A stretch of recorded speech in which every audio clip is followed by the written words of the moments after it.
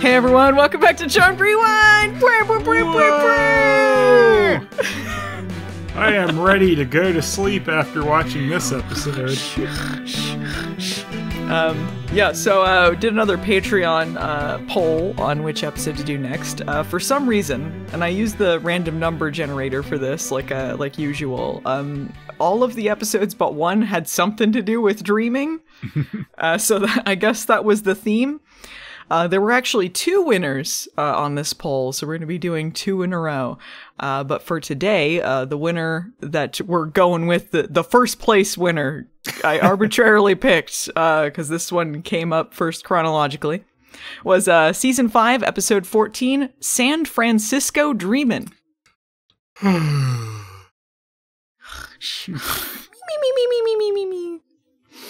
As far as I recall, in the plot line, this is after Cole has come back to life and then they've killed him again. Phoebe's bitching about him as usual. There will definitely be some thanks Cole-bama-ing going on in this episode. Sure will. This is shortly into Piper's first pregnancy, which was not a real pregnancy that they wrote in, so it makes it easy for them to write it out of the story as they see fit. Mm-hmm.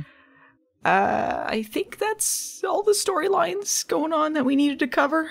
Yeah? Seems right. Okay. Anything else you want to go over, Phelan, before we jump into this fantastic episode? Let's get to sleep. Let's get sleeping!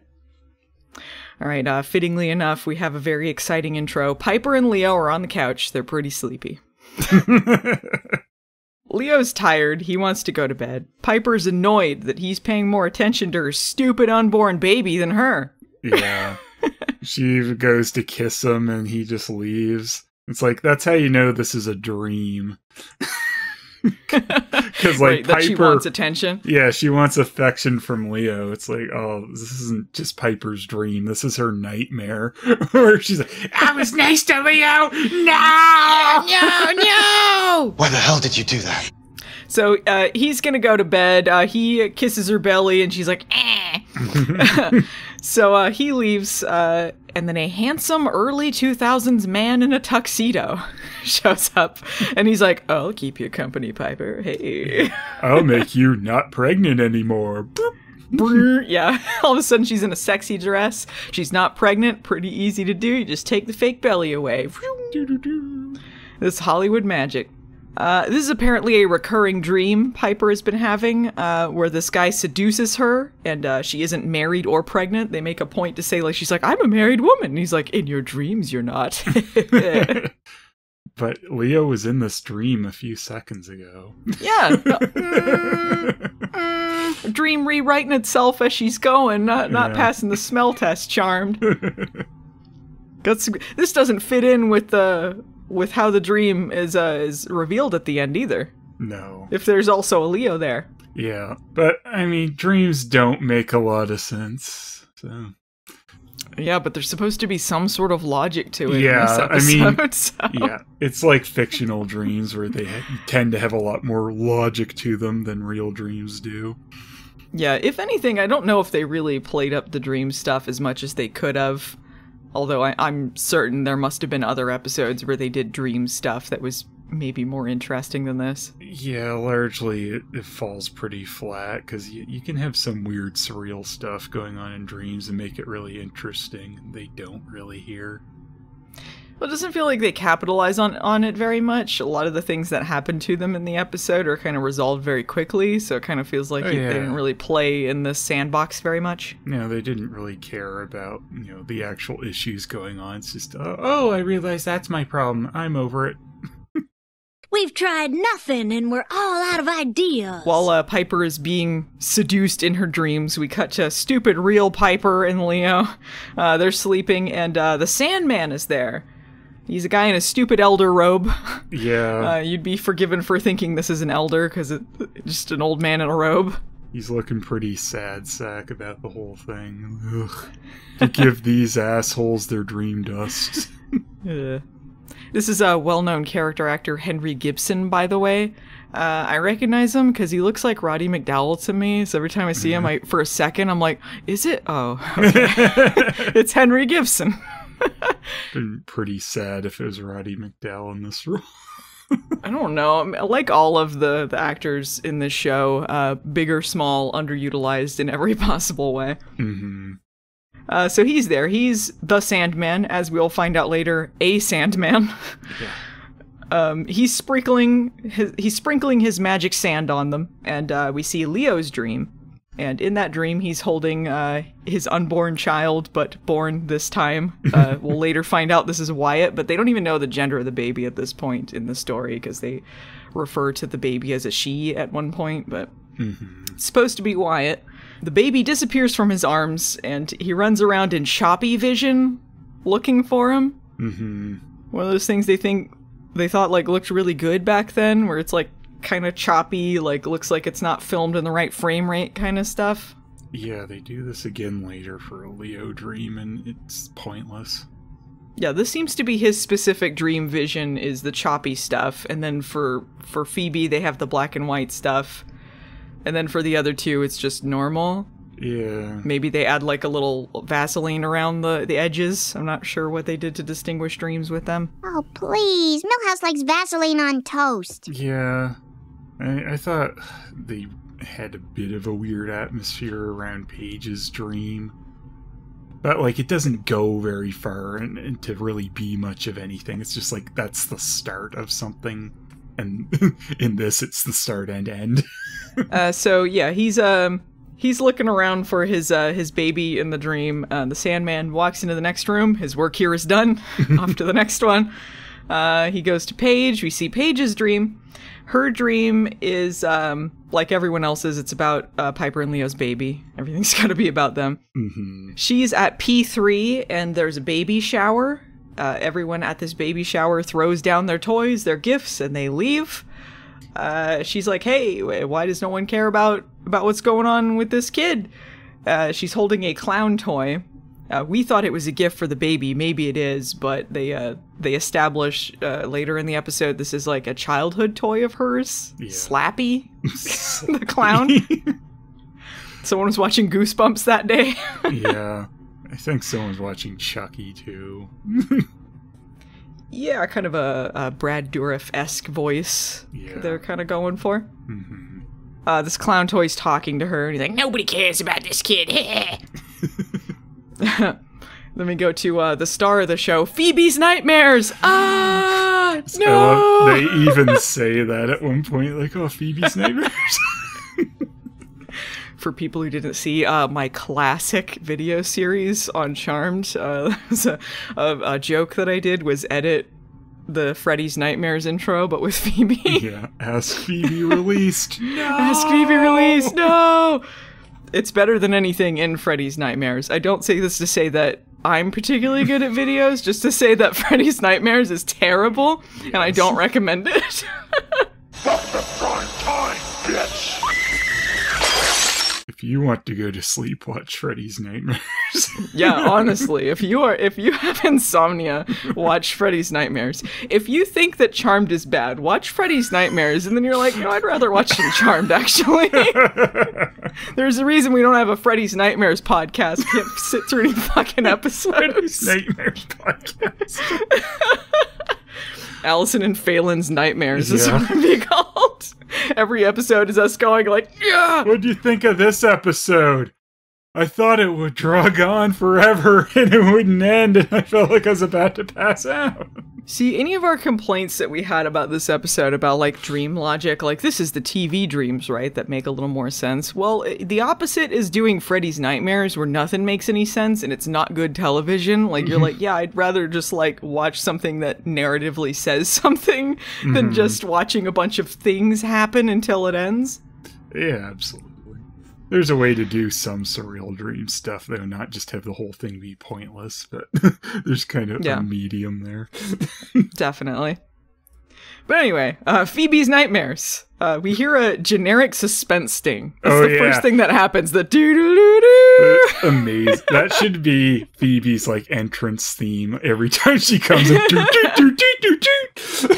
Yeah, every time it's like, anyway, here's a Phoebe scene. Yeah, this sting is likely because she's wearing an awful outfit. Just a terrible nightmare of an outfit, which is fitting for this. So it's kind of hard to describe each item of clothing because it's like nothing I've ever seen anywhere else. She's got this awful sweater on. It's like this white turtleneck sweater where just the arms are fuzzy, but they're like in like fuzzy rows. In between the rows, it's some sort of like stitching with lace or something. The texture is very strange. It's also a midriff sweater, so her neck's very warm, her tummy not so much. And then she's paired this with a pair of low-rise pink pants that are like, the top of these pants, it's some sort of floral patterned lace-up corset cummerbund of sorts. Yeah, it's really weird. Like, when you don't look at it close, you like think it's a belt or something till you notice it's actually even part of a pant. Yeah, it's very weird.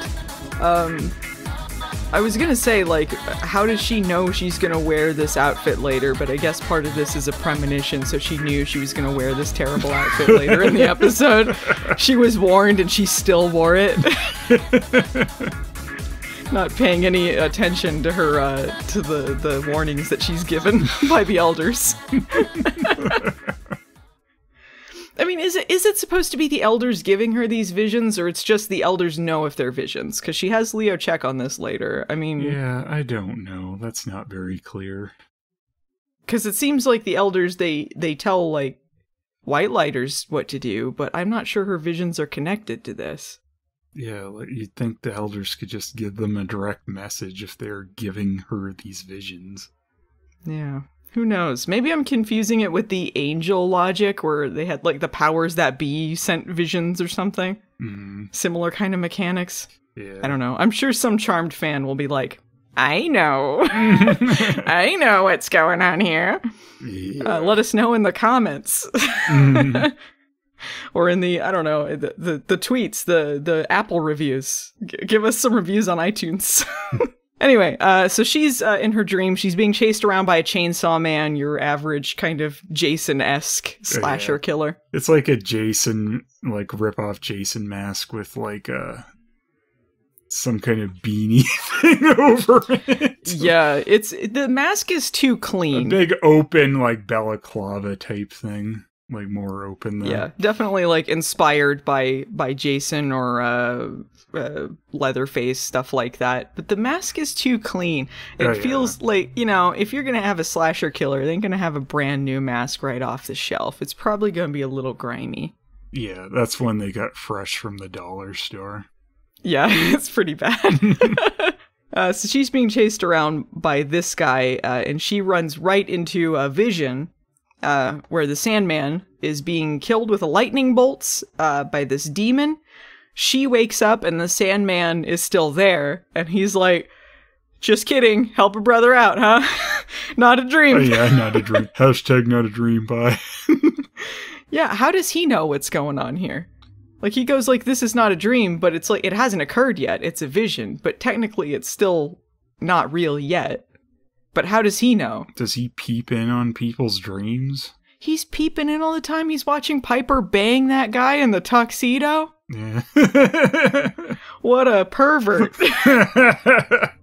Naked woman! We have the opening credits, and when we come back, Mr. Sandman is playing. Yeah. Thought that was a pretty good music choice. Mm-hmm.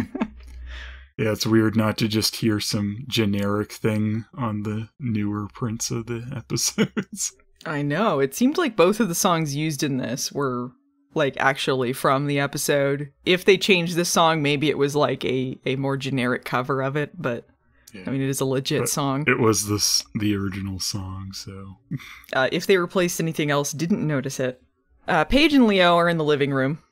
Later on in the episode, they call it the conservatory. Is that what they call their living room? The conservatory. Yeah, like, Paige is like, meet us in the conservatory. And I was like, where the hell is the conservatory? And then they go to the living room. I'm like, is that the conservatory? Who calls it that? What a strange thing. Just when they're in Clue. Yeah, maybe that's like...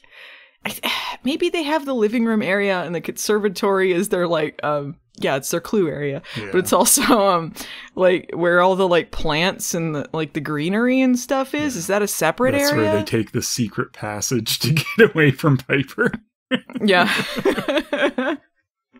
Gonna hide out in the conservatory. She's in there watching soaps and just want nothing to do with what she's doing. Piper's on a rampage. So anyway, Piper and Leo are in the living room / conservatory / whatever the fuck. They're preparing for Piper's baby shower 2 days ahead of time. Yeah, ridiculous. I guess this is part of Paige's plot, that she's focusing too much on this baby shower, but it seems weird to be putting up decorations to leave up for like a few days before a party. A bunch of those balloons will probably be deflated by the time they have the actual party. Maybe she used magic to keep them inflated. She does use magic to help her decorate, and then like Leo's like, personal gain, and she's like, I'm doing it for my niece, it's fine, and then nothing happens.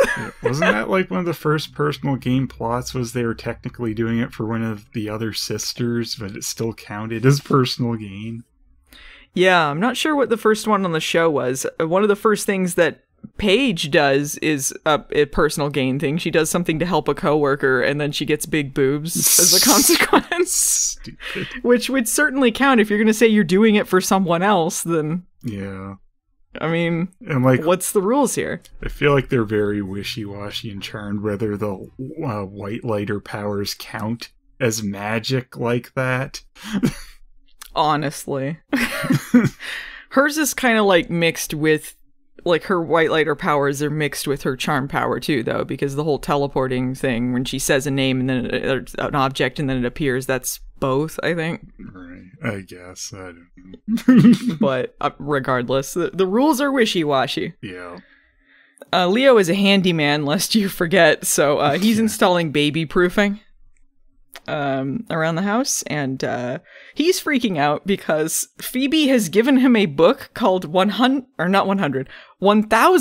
Unexpected Dangers for Babies. Yeah. 1,000 Unexpected Dangers for Babies. And I bet not one of the 1,000 was summoning a dragon. Which I think was the number one thing they should have been watching out for with this kid. But Piper this week thinks babies should use magic randomly.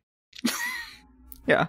Like she's super into magic now, even though sometimes she's like, I wish I had a magic-free life. Yeah. It's flip-flopper Paige. Unless it's a baby trying to kill itself. That's good. What a terrible gift to give someone. They're like, you're having a baby? Here's 1,000 unexpected dangers for babies. Study up, man. Yeah, it's just, I don't want to freak you out, but your baby's gonna die. Here's this book of all the ways it could die. It kind of feels like Leo's dreams are inconsistent in what his issues that he's working out are, because they all have to work out issues with their dreams. They all mean something, and by the end of the episode, they have to work them out. What they say for him is that he just wants to be closer to his baby. But clearly, the dream where the baby disappears, and this whole thing with him putting up baby proofing and this book and all that is about him worrying about protecting his kid, which is a different theme. Yeah. But they don't go into that. Yeah. It's fun. They don't care about Leo's issues, which Piper even flat out states. Which shows what a great relationship those two have. Man, a lot of Leo abuse going on in this episode. Paige is obsessing over this baby shower, and she thinks she's the only one that cares about this party. She's like, everyone else is focused on all these other things. Phoebe is being all paranoid lately. She's dealing with the fallout of the Cole thing. She thinks there's a demon around every corner. And she's like, but I mean, Cole's gone now, so she should be happy. Cole out of here. So what's she got to worry about? Cole's the source of all issues ever. The source of all issues? I like that. So Piper comes in to say that she's going to go to work and then complain about the decorations. You're doing too much. Stop it. I did like, how Piper is just really, really mean about it, too. It's like, this was a person that was going to be hurt by this. They very easily could have been. It's like, oh, nice decorations. I'm sick of them. Get all these stupid decorations out of here for my stupid baby. Who cares? Leo, this is your fault somehow. Squirts him in the face with lactated poison. You know she's got lots of poison building up in her boobs when she's pregnant, you know? She's got to get rid of it somehow. Feel like Open your mouth, Leo. in her dream, she really should have been like a spider woman who's like has Leo on her web and is about to eat him. Like, that would have been a much more fitting dream for Piper. Doodle-dee-dee.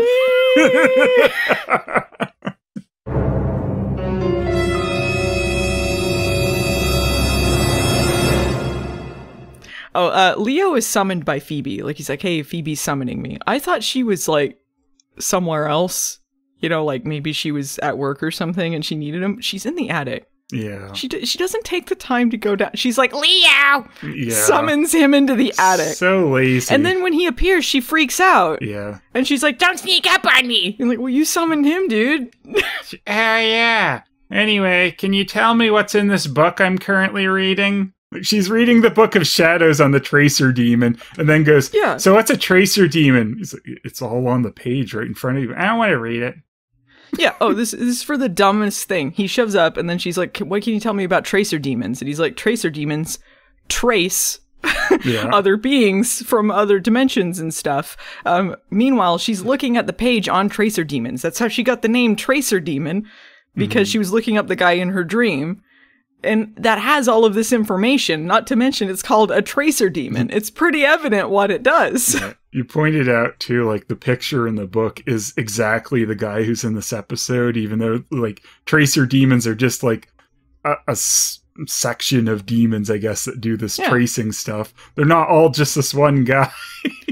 Yeah, I get maybe how the pictures are helpful if it's, like, there's something specific about how a demon or a creature looks, you know, like, this is what a goblin would look like or something, you know, like, it's not a specific goblin, but maybe you would know that's the characteristics of that creature. Yeah. But when it's just a dude in a robe, it's like, do all of the Tracer Demons look like this one ponytail guy? Or is this just like, the most notable Tracer Demon? That's like, 75% of the demons on Charm, they just wear like a black trench coat or something like that. Like, yeah, they stopped making them distinct like halfway into season 1, basically.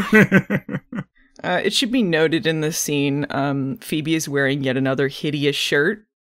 It's got really bad sleeves and some sort of like geisha print or something on it. It's just really bad. I just wanted people to know that. I didn't like it. That's what Leo says. He goes, by the way, your shirt's bad. And then he like teleports out and you see he's just half a man. Right. So she explains this dream that she's been having to Leo, and he's like, you're just paranoid. Another one of these, like, everyone's just calling her paranoid through this episode as if nothing supernatural ever happens to them. This is like the one time she seems to like give a shit about what's going on, and they're like, meh. Yeah, this is really weird because she says, like, there's an innocent out there I have to save. It's like, what? Yeah. She's like, find out from the elders if this was a premonition or not, because if it was a premonition, I got an innocent to save. And it was like, what the hell season are we in? Yeah, it's like, when did season 1 Phoebe get in here for a second? Yeah, what's going on? Certainly not that for the whole episode, because holy shit, does this ever turn? But for this one moment here, Phoebe cares. Yeah, for one moment, Phoebe cares. I do want to give another compliment. I thought her hair looked nice. And that's not always the case. So I'm just gonna say her hair looked nice. She got one. Oh my goodness. So meanwhile, we have one of several scenes where this Tracer Demon is meeting up with this other demon in some sort of graveyard, I think. It's not really established where they're at exactly. Yeah. It was a bit setty and stuff, but I was impressed it wasn't just, the cave set. So it's like, a different location. Yeah, I was like, is this supposed to be the underworld, or is it just a graveyard somewhere? Because maybe they've used it for other things. Yeah, it is very unclear where that's supposed to be. I'm not sure. I don't think they ever named him in the episode, but I believe I'm going to check on this. Demon? The main guy, yeah. Axel. Yeah, I looked at IMDb Did they name him in the episode? I don't know. I only got it off the Churned wiki. Oh, okay.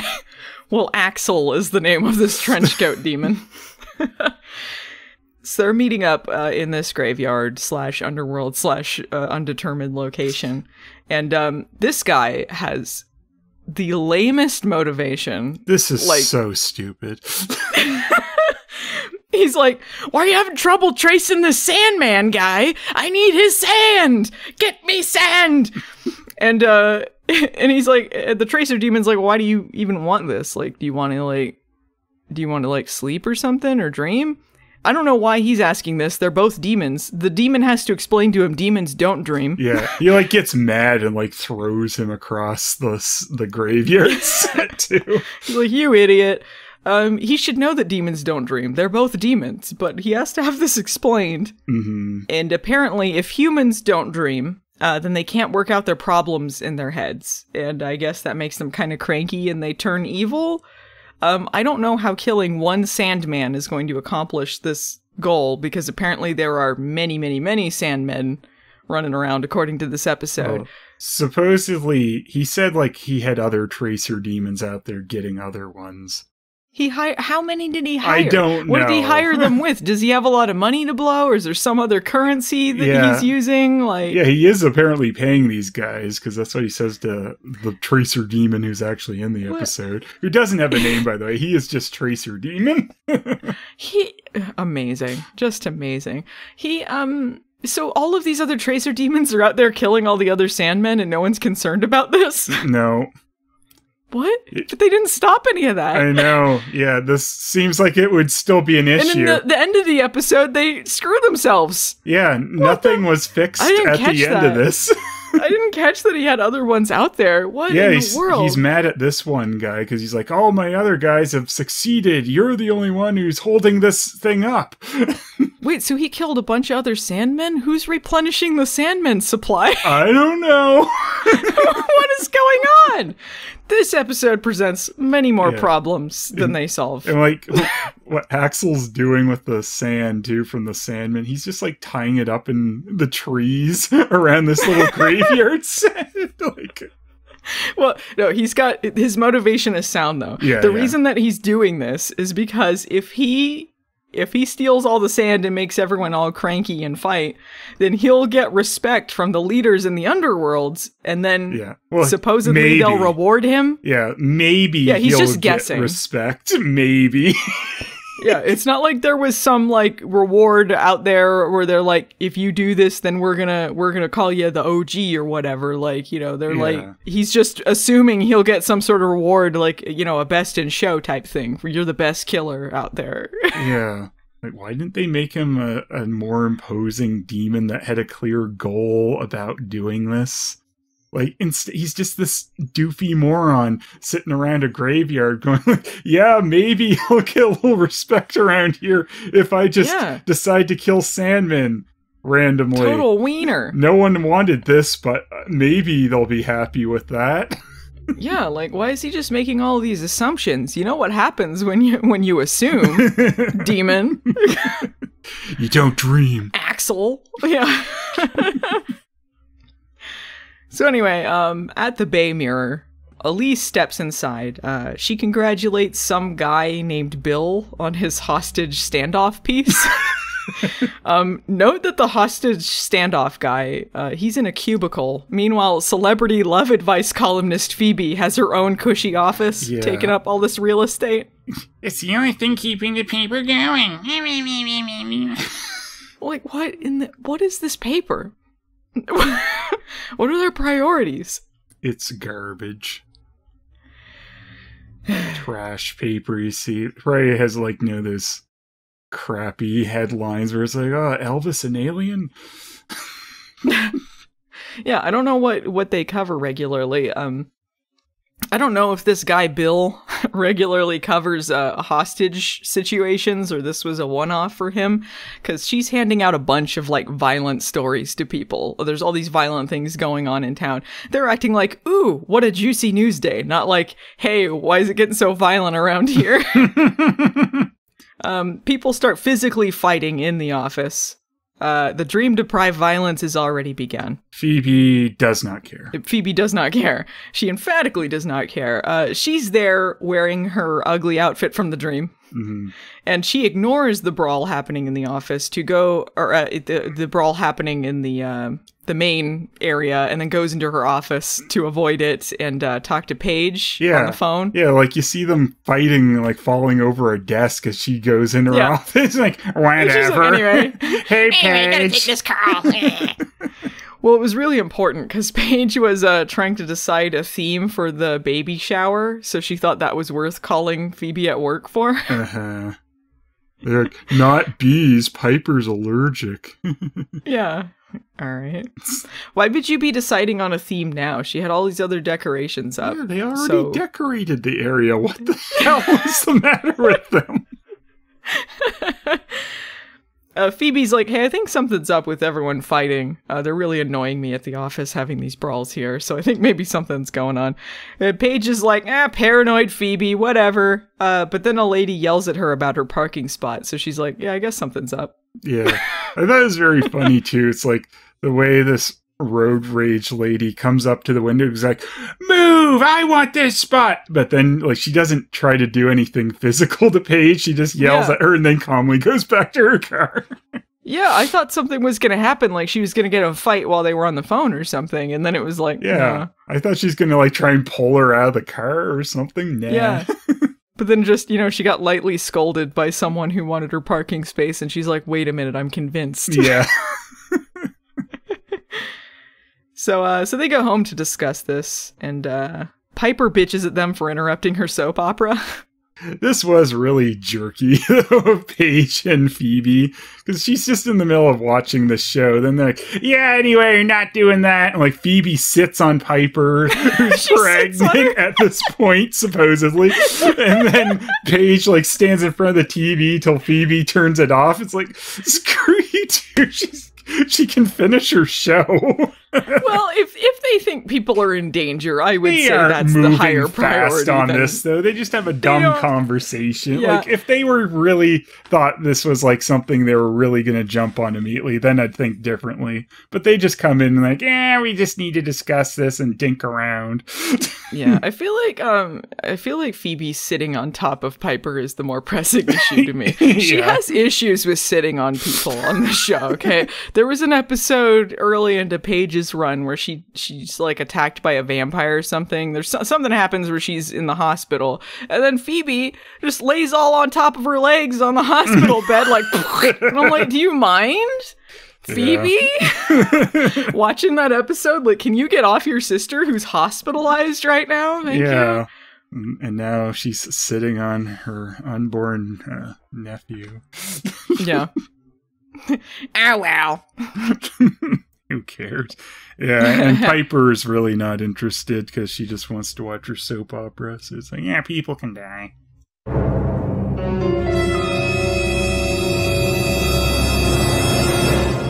Yeah, she's pretty mad about this, and they're like, this is proof that this thing is making everyone angry, because, pregnant people never have mood swings, and Piper's never upset, so yeah, this is proof. That is the dumbest proof. Like, these two dipshits. Whoa, Piper angry. Better put that one in my crappy paper. That'll be the headline. Piper angry, news at 11. Slow news. I know there's these hostage situations going on, but Piper angry.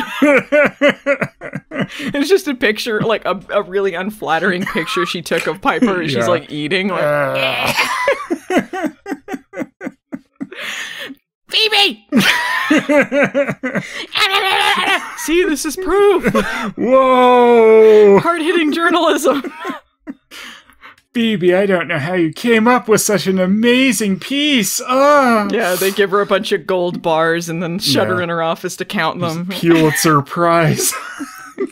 Opens her safe like Scrooge McDuck, dives into it. Full of Pulitzer Prizes. So, okay, Phoebe calls Leo. he orbs in to say, hey, you were right. This was a vision. The elder said that's what it was. It took me this long to come back and tell you this. You did a whole work day, and I was still up there like, I ain't coming home. Piper's watching a soap opera. I can't. And he's like, yeah, so you're looking for a Sandman. That's who you saw get killed in that dream. There are many Sandmen, as he explains. Like, you mean like in the song that played at the beginning of the episode? They find that song very offensive. Do not sing that. I'm warning you. Do not sing. That is offensive to all of the Sandmen race. So Phoebe immediately guesses that this is why everyone is so mad. It's like, well, they can't work out their issues in their dreams, so that's why they're going crazy. Like, why would you jump to this conclusion? This very dumb conclusion that happens to be right. That's what dreams are apparently always for, working out your issues. Like, there's an easy way to, kind of change the concept in this episode to make more sense. Is like, just say, without the Sandman coming and giving them dreams, people aren't reaching proper REM sleep, so they're not really rested, and that's what's making everyone irritable. There you go. Yeah. It makes more sense. Yeah, you could just say, like, people are, like, getting sick, or they're irritable and fighting, or they're crashing their cars because they're sleep deprived, or, just something, or you could say this is a danger without... Yeah, like, if everyone's irritable and not getting proper sleep, it's going to cause issues. Yeah, I mean, they have a reason why this stuff starts coming into realities. They don't really have to make it about everyone has to work out their issues. It could just be specific to them, because that's the theme of the episode, them working out their issues in their dreams. Yeah. It's like dreams always being about working out your issues. This is stupid. Yeah. Well, what do you know? It's not every day you see the stupidest thing you've ever seen. So Paige and Phoebe decide they're going to go to this campground that was in Phoebe's dream, where she saw the Sandman get killed. The Tracer Demon shows up, and he brings the Sandman into their dimension. Part of it is that Sandmen walk in, like, a different dimension from us, and Tracer Demons can find people in other dimensions. So when Phoebe and Paige show up, they totally don't help at all. They get all their asses blasted by this guy, and the Sandman farts out a bunch of sleep pollen, and it overdoses Phoebe with it. Yeah. Something like that. Which makes her little Jason knockoff come into the real world, because that's what happens when you OD on sleep sand. Yeah. Is that what happened? Like, it all came out of the Sandman and overdosed her? Yeah, apparently. It's like a video game character when you hit them, like items fall out of them. That's what happens with the Sandman. Just dust falls out of him. He just hadn't been dusted in a while, and you just touch him and it all comes out of him. He's pollinating her. So get your pollen out of here, Sandman. He's like a bumblebee with all his sleep pollen that he's distributing. The twist, and then Phoebe's pregnant with a Sandman baby. That's not what pollen does. Pollen doesn't impregnate people. Look. It's a fucking I guess it's the Sandman. plants. I guess it pollinates plants. Yeah, okay. He's not a plant, so maybe that's how stupid Sandman powder works if he pollinates someone.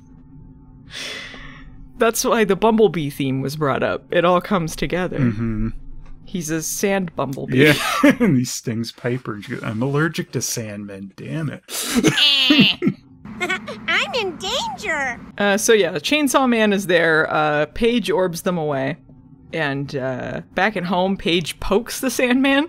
Boink, boink, boink. Just annoys him with that. Yeah. So Phoebe's like, hey, we gotta vanquish this Tracer Demon. And Paige is like, yeah, and we have a baby shower to plan. She's obsessed with the baby shower. Baby shower. And they're like, hey, this shouldn't be high on your priority list, you idiot. Phoebe is also worried about getting chainsawed to death because it relates to her specifically, so she's like, maybe we should focus on this.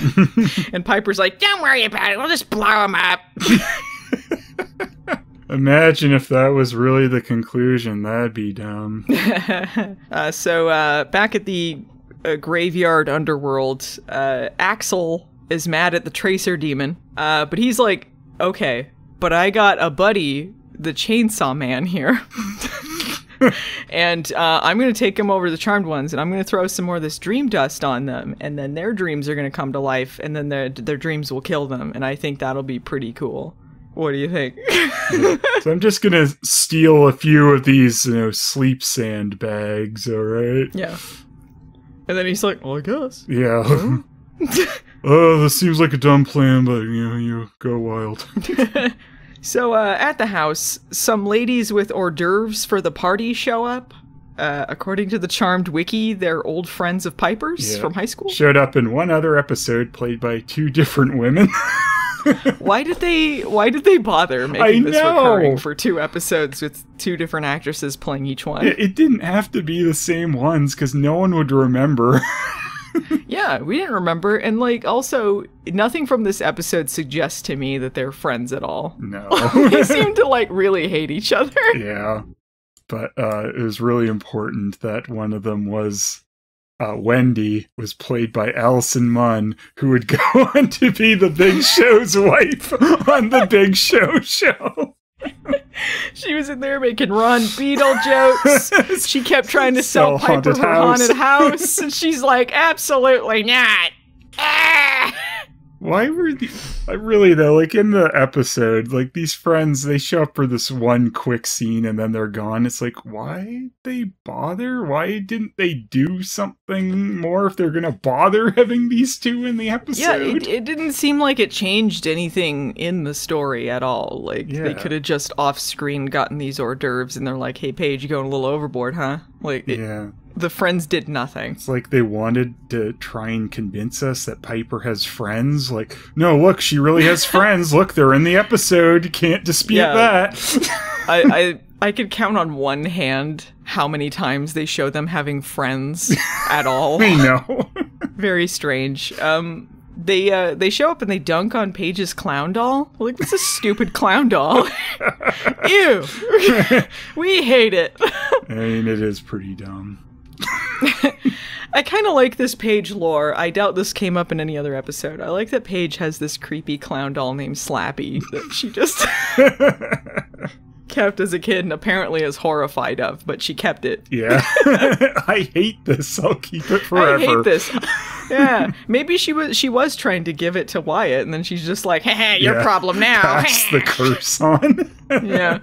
Not my problem. Oh, my mistake. They're like, Paige asked us to do a bunch of stuff. And Piper's like, don't worry about it, just get out.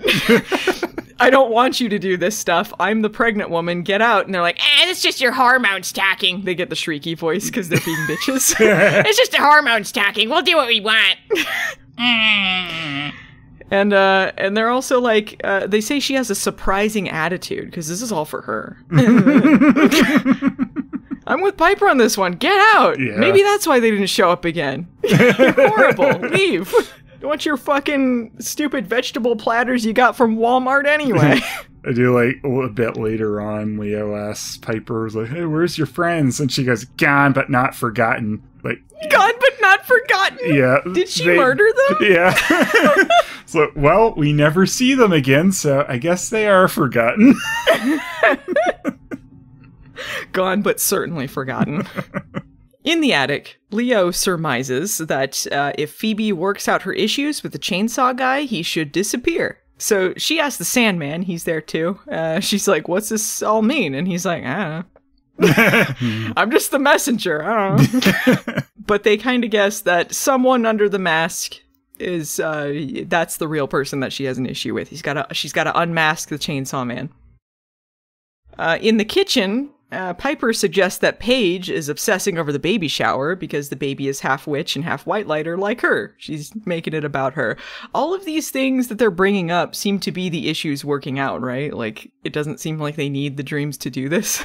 Yeah. Seems they're kind of figuring this out on their own. The thing is, the Charmed Ones do not have common sense. Also, if you can work out these issues in real life, do you need your dreams to work these out? Or you'll become violent, crazy people? Yes, because that's what dreams are for. You can't work them out unless you dream about them. Have they not heard of therapy in this world? Or what? Therapists in the Charmed universe are just Sandman. They throw sand at you. Boom, I had to get job into done.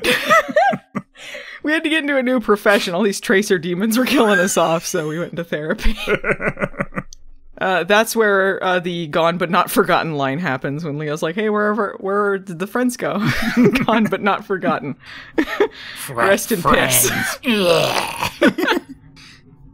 Just she shot poison into their mouths. Right into their eyes. Zoom in on the eye absorbing the poison, and their faces turn into skulls. Oh my god. So the tracer demon shows up and throws some dust on all of them, and just for good measure, he blasts Leo with a lightning bolt. Lightning bolt! Lightning bolt! Lightning bolt! Lightning bolt! He's just always taking lightning bolts up the ass all the time. So now that they've all been dusted, they've been OD'd, all of their dream things come to life. Piper's handsome dude shows up. Paige's clown doll becomes a clown man. And Leo is now pregnant. For the first time. I can't say the only time on the show. So now he gets to wear the pregnancy belly, and Holly Marie Combs gets to not. Chainsaw Guy shows up in the attic, and Phoebe screams, and the clown guy hears that along with them, and he's like, that doesn't sound good. Kind of like that. He's like, yeah. What up with that? Well, we're friends, right? You're not going to put me in a weird little cage, are you? Upstairs, the Sandman tells Phoebe she can't fight her own dreams. And she's like, Screw you, old man. Yeah. And stabs the Chainsaw Man and ends up injuring herself. Yeah. She impales herself. She impales because herself. she impaled the Chainsaw Man. Yep. But it's weird because they're impaled in different areas. Mm. Because he's impaled in like the kind of shoulder chest area, and she's like, it's kind of her side where she's impaled. Right, yeah, they didn't line that up right. No, they didn't line it up, and like that's kind of important. Yeah. Yeah, it's supposed to be like a mirror type injury, but yeah, they didn't do it right. No, they're injured in different places. So while she's down, the Tracer Demon pops in real quick to kill the Sandman. They did it again. The day was saved. He turns into a literal pile of glitter. Yeah. Literally, there is a stagehand techie person just dropping gold glitter into the shot, and that is the Sandman's remains. Yeah. Don't worry, they're gonna snort those later. They do indeed, like a Sandman cocaine. And this is, the big turn from caring. Like, they do not give a shit that this guy died, even though they pretended they cared earlier. Well, here's my question. Is all of the Sandman dust, like, ashes of Sandmen? Is it all the remains of Sandmen? I would hope not. It's very morbid. Like, what? What kind of fucked up world do they live in? Doesn't matter to the charmed ones, I guess. They would snort up dead guys all the time. I snort up a dead guy. I'll snort up 2 dead guys. Probably regular pastime. Give me a dead guy that I won't snort. You want to head over to the morgue later? Snort some ashes? It's good for the baby. Well, drive us home. I can drive. I can snort up one more Sandman. I'll tell you when I hit my limit. Snorting Sandmen makes them more awake than sleepy. So yeah, he leaves the Sandman. The Sandman's a pile of glitter. Tracer Demon takes off. Leo and Piper run into the room. Leo tries to heal Phoebe. It's taking a little bit. I don't know why. Maybe because it's dream related. Maybe because of the mirror injury. Maybe because he's pregnant and he's working at half power. I don't know. I think the implication was because of the mirror injury, but I don't know. It just seemed like it just killed like 10 seconds of screen time. It really didn't matter. It didn't matter at all. Off screen, Paige is apparently trapped the clown downstairs. They're just like, hey, did you take care of that clown? Yeah. Really anticlimactic finish to that. Put them in crappy cages. Yeah, none of them get out of their cages. They put them all in cages. The only time that they're in danger is when the Chainsaw Man multiplies and there's a couple more of them running around. But otherwise, the clown never attacks anyone in reality. Like the handsome guy. I don't know why they trapped the handsome guy. What was he doing that he needed to be trapped for? I don't know. Maybe he would just wander out into traffic and get run over and kill Piper. Yeah, I guess so. They're like, he's too dumb to live. Like, or was he just getting too handsy? And they're like, ugh, pervo, get in there. Could have been it. Yeah. Naked woman! I don't want to know what led up to them trapping him. In the dream, he doesn't really seem to understand no, so maybe. Wait, is this telling us something about Leo? Because I'm going to tell you right now, the twist was it was Leo. I think it tells us something about Piper. But this is her fantasies. Yikes. So Phoebe's healed. So is the Chainsaw Man. It heals them both. They don't realize that he's been healed, though. So they're like, Paige is like, where's the Sandman? And then they do this, like, sad pan over to the pile of glitter next to Phoebe. Doodle-dee-dee.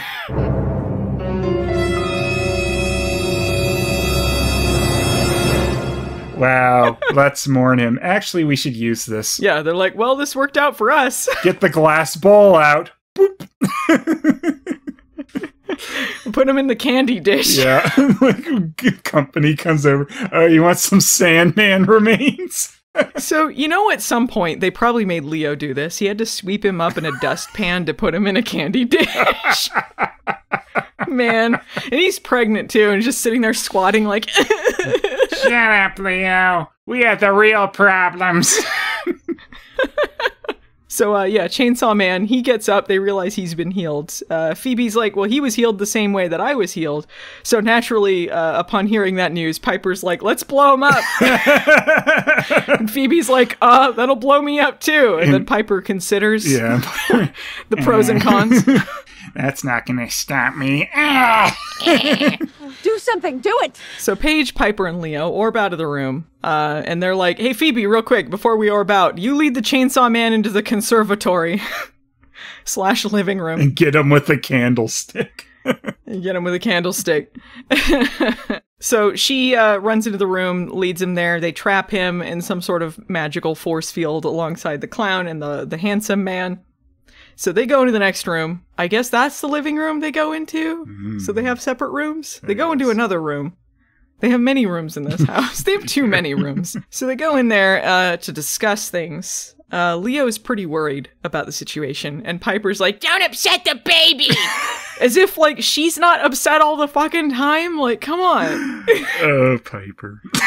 He's just worried about a situation going on. He's not even being particularly, like, freaked out about it. He's just like, hey, this is a concern. And she's like, don't freak out! It really makes, her realization, too, that she misses him at the end, like, really not hold any water. Right? The fact that she doesn't give a single shit about him through this whole episode. Maybe there should have been more concern about him in general to really make that point and feel like it could be true in the slightest, but no. No. So Phoebe's like, all right, so we gotta cast a sleeping spell on ourselves, and then we'll work out these things in our dreams. Apparently they can't work them out in reality where the dream things are. They have to go into their dreams where the dream things also are. Yeah, that gets messy. And I don't know why. So they have to, this is like a twofer here. They have to cast a sleeping spell on themselves, but then also throw the remains of the Sandman on themselves so that they will dream when they sleep. Yeah. It just feels needlessly complicated. Mm-hmm. Why don't they just work it out in real life? Just say, like, these things have leaked into reality, and then they have to deal with them, and then they work it out and they disappear. Like, adding this extra layer seemed unnecessary. Yeah, it didn't make a lot of sense when, they are right there, and then they go to sleep and see them in their dreams, too. It's like, okay. Yeah, what's the point of bringing dreams into reality and then going into your dreams to fight copies of the things in reality? Yeah. Messy. They're like, well, how do we work these things out? What do our dreams really mean? And they're like, well, Piper, obviously she wants to sleep with this dream guy, so just do it and see if that guy does it for you. Yeah, Phoebe suggests she just screw him in real life, too. Yeah. And Leo's kind of like, and she goes, women dream all the time. Deal with it, Leo. No, Paige is the one that goes like, women dream all the time. Yeah. As if like this is just a regular occurrence. They're always cheating in their dreams. Don't worry about it, you doofus. Like, it's a bit different, though, to be like, say they had a dream about that, and then just, like, to tell her to go screw Dream Guy in real life, though. Yeah, like, really, there seems like there'd be other solutions to this, but, like, the fact that they're so dismissive of his feelings really undercuts the ending of that, how that dream is resolved. Because Leo brings up, too, like, they're talking about going into the dreams and dealing with the issues, and Leo's like, well, what about mine? And then Piper shuts him the fuck down. What they could have done in this dream, the twist in this dream is that she just wants to be treated like she's beautiful and not just some pregnant hag of a woman who she is in reality. And she wants Leo to give her some attention. So they could have had this guy treating her well, and then Leo shows up and then treats her like she wants to be treated, and then that could have been the twist. But instead they turned the guy that she's cheating with into Leo mid-kiss. So it's like, what message are you trying to tell us here? He's the guy from the soap opera, by the way. From the soap opera? Yeah. Oh, you mean the actor was in a soap opera? From the one she's he was watching. in the soap. Oh, I see. I didn't catch that. He was in the soap she was watching. I see. It all connects together now.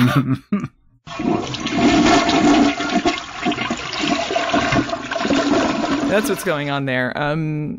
They're like, well, what's going on with Phoebe? What's with this chainsaw guy? She's dealt with a lot of other things that she's not given a shit about, so why should she give a shit about this guy? And she's like, well, Obviously, it's Carl. Yeah, Carl. and then they're like, what about Paige's clown thing? And they're like, I don't know, figure it out. We're running out of screen time. Yeah.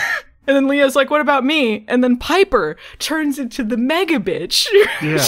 She's like, We got our own issues to deal with. We'll talk about your thing later. You gotta be here to put us to sleep, so shut up. Yeah. Like, I could not believe how mean and dismissive that line is. they're so mean to him.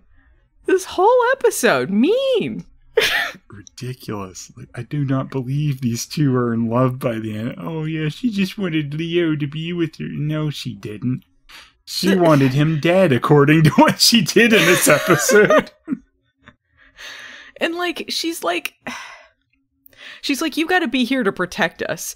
And after they've belittled him and demeaned him this whole time, if he just went like, fuck you, and then left, I wouldn't blame him. He's like, oh, I'll protect you then, huh? Shut up. Just puts a pillow over her face. Yeah. So meanwhile, the Tracer Demon is smoking in their graveyard set. And he tells Axel, who shows up, that killing the Charmed Ones is probably more impressive than killing, like, the Sandman people, I guess.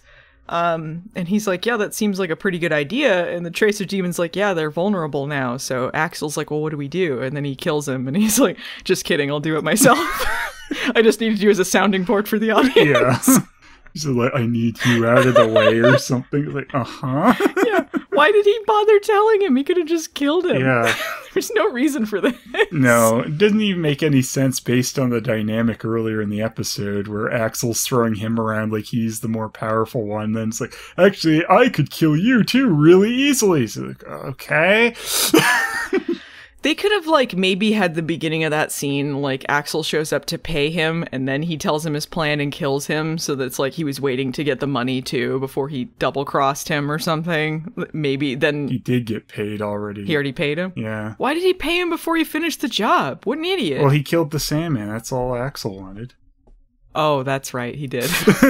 Well, all you do is you put these scenes together, and then you have that so that you have him telling him that so the audience knows what's going on, but you have a story reason why he's telling him his plan. Yeah. Or you just compress those two scenes together. Yeah. Where he pays him. Or you just have a better story where it's like, I don't...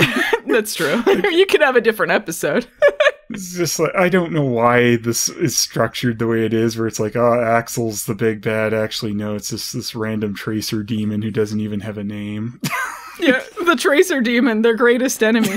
I guess, like, Barbas didn't start out with a name either, right? Like, I guess you gotta earn a name if you're gonna be, like, a guy that they want to keep around. You want a great name like Margoyle. Yeah, Margoyle. Margoyle earned that name, okay, Phelan? He was turning demons into ironing boards before you were born, okay? He did his time. Didn't take Margoyle episodes to get his name. So anyway, we cut to pregnant Leo taking a nap on the couch, and he has a choppy vision dream. I think this was just because they were short on time. There's no reason for this, because he just gets woken up and they're like, chop, chop! You know, get to our thing. Yeah, I don't get it. Like, his dream wasn't really any more illuminating. It was basically the same thing. Yeah, just a bunch of choppiness until, like, the very end of it. Okay. Yeah, it didn't do anything, like, the ending of it was different, or it revealed something else. It just felt like they filling time were, a minute short or something. So anyway, they got the candy dish full of the Sandman's remains. It's sleep time. They all go to sleep. We get Paige's nightmare. She's at the baby shower at P3. The clown doll talks to her, and he's just like, nobody cares. So she goes over to this cradle in the middle of the room. It's got a baby in it with a blanket with her name on it. And she wakes up, the clown disappears, and she's like, yeah, I was sad because my birth was kept a secret and nobody celebrated it. Which is kind of what they were getting at earlier. Like, But this was like, this entire sequence is maybe a minute long. It's very short and concluded very easily. Yeah. I do love the baby just having the blanket on it that just says Paige Matthews. Yeah. So, you know, otherwise she wouldn't know. I wouldn't know what... If I saw myself as a baby in a dream, I wouldn't know that was me. I know. Who's going to know themselves as a baby? Sometimes, dreams just, you know something even though it doesn't even make sense. But just the fact it's, like, labeled was amusing to me. Yeah. So, yeah, that's her thing done. We get Piper's fantasy. She makes out with the handsome man. He turns into Leo. She was dreaming about him the whole time.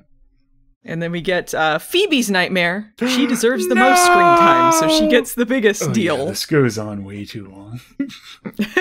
Everyone else, it's super quick how they conclude theirs. But then Phoebe's nightmare, which is arguably the least interesting one. Yeah. A chainsaw man chasing her around. Yeah, it's... And then they decide that's going to get the most screen time. Your crappy slasher where it's not suspenseful or interesting.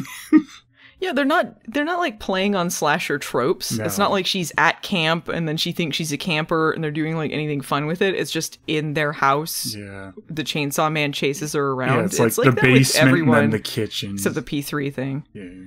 Yeah, all of these are just standing sets that they have where it could have been not a dream. Yeah, I don't know, like, if they're going for the black and white thing, too, why they didn't base it on, like, an older movie, like Psycho or something, like, where it's the They definitely Jason did that thing. Before.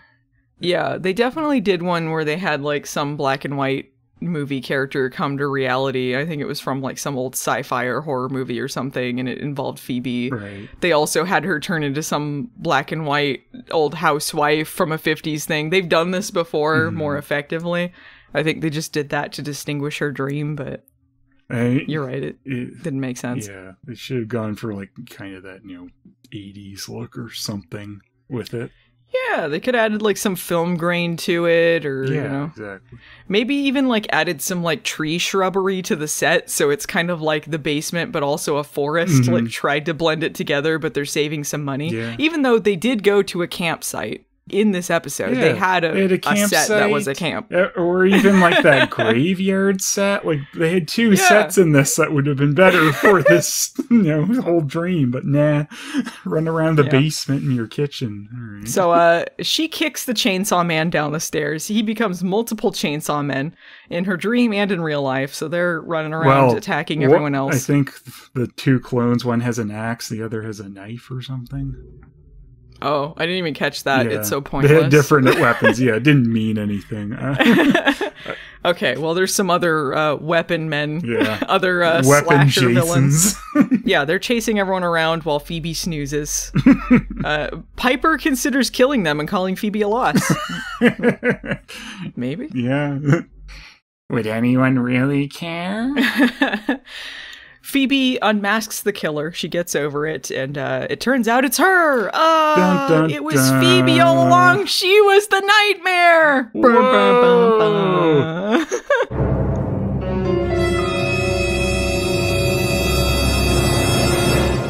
Oh, just like if she was the nightmare, like if that was, the message, it would have been more, realistic. But instead, this turns into an ego trip for Phoebe.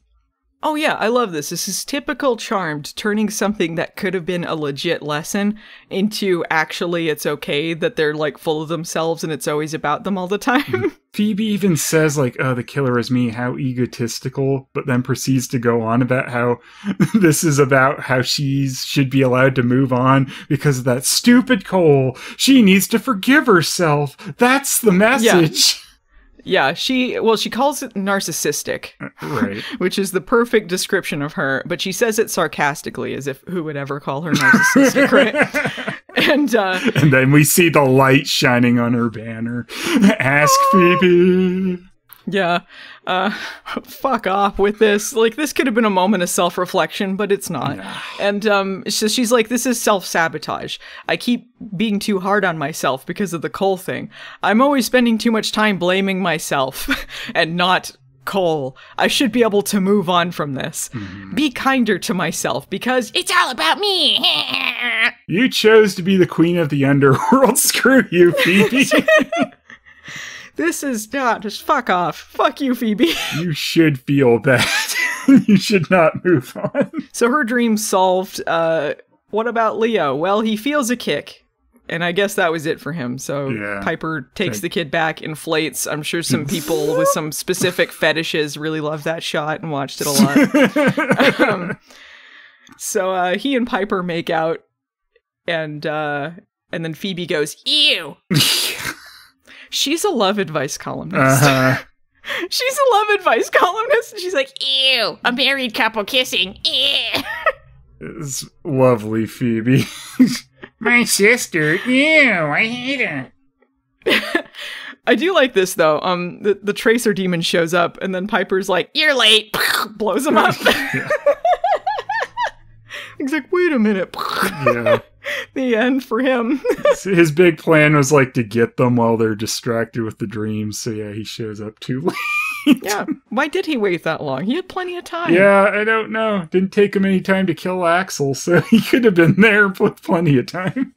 They could have had them fighting him instead of the multiple chainsaw men. Mm-hmm. And then, they take care of him after Phoebe solves her problem. Yeah. But, oh well.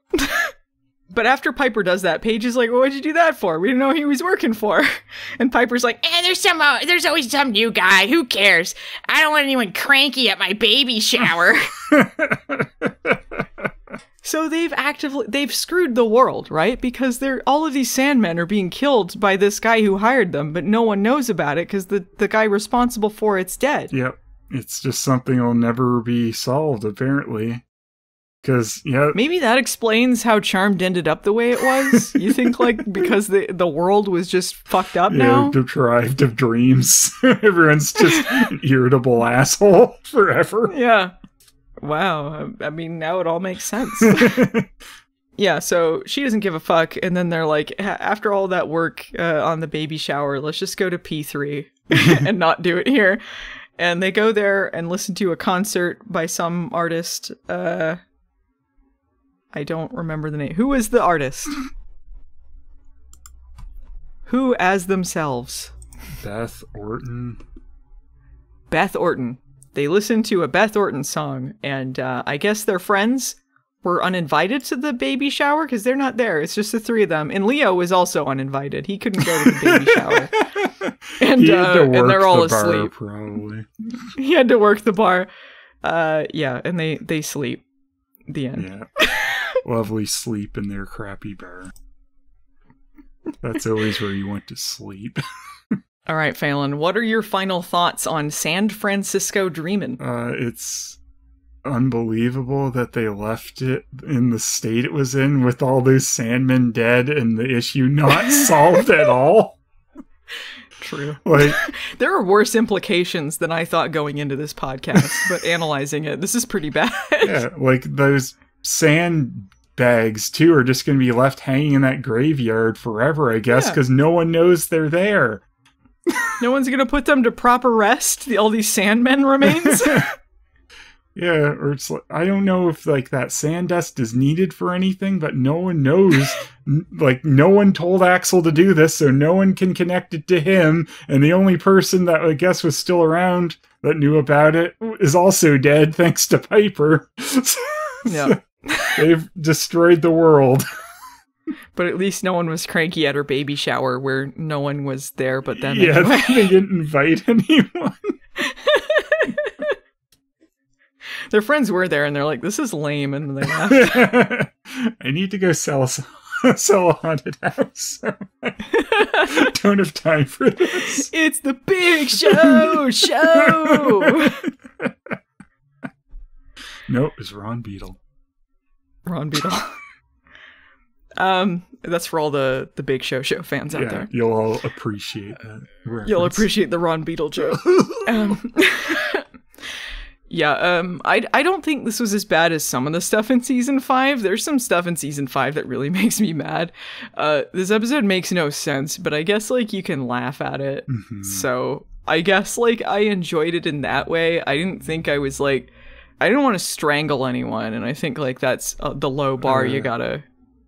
I kind of did. They were mean to Leo, though. Yeah, you kind of did. They're mean to Leo, especially during Phoebe's ego trip at the end, where she goes, it's all about me, and I need to be nicer to myself. Like, shut up. How many times does she learn this lesson, too? Because this is not the only time she learns, I gotta be nicer to myself. Yeah, no, she constantly has to tell herself this. Oh, it was never my fault. I did these things, but it wasn't my fault. Instead of self-care, it should be called selfish care. That's what she needs. Yes. All right, Phelan, who is your Margoyle? And if you found a carman, who's your carman? Margoyle was Axel. Ding, ding, ding, ding, double Margoyle! Oh, yeah! It can't be anyone else, right? Total Margoyle. Yeah, he was kind of the Margoyle, like, of the role. Like, he was kind of that role of the episode anyway. Yeah. But, I mean... He's got all the classic Margoyle signs, you know? This idiotic plan of maybe people will like that I did this. Like, or maybe no one will give a shit. But and he just dies like a little bitch. Yeah, then he gets killed by stupid unnamed tracer demon idiot. It's like, weren't you powerful? Why did you get taken out so easily by tracer demon? Stupid Axel, your crappy plans. I guess, though, he might have screwed the world up on Sleep Forever because the Charmed ones suck at their job, like always. Yeah, maybe he did the most damage any of the demons have done on the show. Yeah, just doing this whole plan for no reason was very stupid. Yeah. Could not real bad move. My Carman of the episode was Wendy. Wendy? Is it just because Big Show? Yes. Maybe it's more just Allison Munn than Wendy, but I will give it to Wendy and Becca, I guess, for surviving Piper this long. They've supposedly been friends since high school, so for Piper to have not blown them up by now, you know, it's a good run. They might have died in this episode, but still they had a decent run of knowing Piper. They died off screen. However, the main reason she gets it is absolutely selling a stupid haunted house on the Big Show show. Perfect. So, we know you're Margoyle. Did you have a Carman, Allison? Slappy the Clown. Look, even as a doll, I find this just a very interesting piece of page lore. Because I don't think it ever came into play again, but it's just a weird thing for her to have. But I kind of respect that she had this, like, creepy clown doll that she seemed to both fear and respect. That she was gonna, like, you know, curse someone else with. Also, the guy playing the clown, I think he knew the assignment. Yeah. He was having a good time. Right. All right, well, I think that about does it for this one. We're going to be recording another Charmed Rewind pretty soon after this, so you won't be waiting months for the next one. And that'll be covering I Dream of Phoebe. So, whoa, wet your whistles for that one. That's what Phoebe did in this episode, too. Amazing. I know, prepare for dumb costumes. But for now, we're going to be wrapping this up. If you liked this podcast, we'd appreciate it if you gave it a like or a subscribe or a review wherever you're enjoying this podcast on.